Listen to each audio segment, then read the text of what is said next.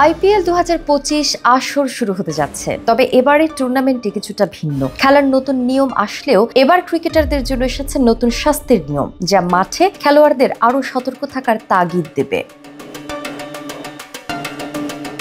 IPL 2025 আসরে ক্রিকেটারদের শাস্তি নিয়ে এসেছে বড় পরিবর্তন। ভারতীয় ক্রিকেট বোর্ড বিসিসিআই ক্রিকেটারদের জন্য নতুন ডিমেরিট পয়েন্ট সিস্টেম চালু করেছে। এই পয়েন্টে শাস্তির মেয়াদ হবে 3 বছর, যা আগের নিয়মের চেয়ে আরও কঠোর। যদি কোনো ক্রিকেটার 7টি ডিমেরিট পয়েন্ট পান, তবে তাকে 1 ম্যাচ নিষিদ্ধ করা হবে। 8 থেকে 11 পয়েন্ট হলে 2 ম্যাচ নিষিদ্ধ, 12 থেকে 15 পয়েন্ট হলে 3 ম্যাচ এবং 16 বা তার বেশি পয়েন্ট পেলে 5 ম্যাচের নিষেধাজ্ঞা দেওয়া হবে।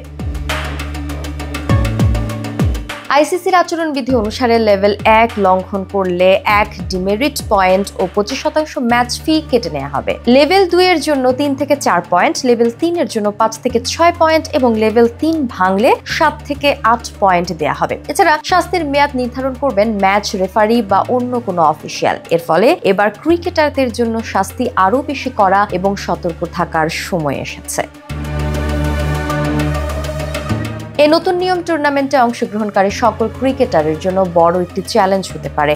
আইপিএল এর গভর্নিং কাউন্সিলও নতুন নিয়মে বিস্তারিত অধিনায়কদের সামনে তুলে ধরেছে। আজ কলকাতা নাইট রাইডার্স এবং রয়্যাল চ্যালেঞ্জার্স বেঙ্গালুরুর উদ্বোধনী ম্যাচ দিয়ে শুরু হবে আইপিএল 2025। এবার আইপিএল মানে শুধুমাত্র ক্রিকেট নয়, ডিমেরিট পয়েন্টের মাধ্যমে কঠিন শাস্তির মুখোমুখি হতে হবে খেলোয়াড়দের। তাই এই নতুন নিয়মের যুগে মাঠে থাকবে আরও সতর্কতা, আরও প্রতিযোগিতা।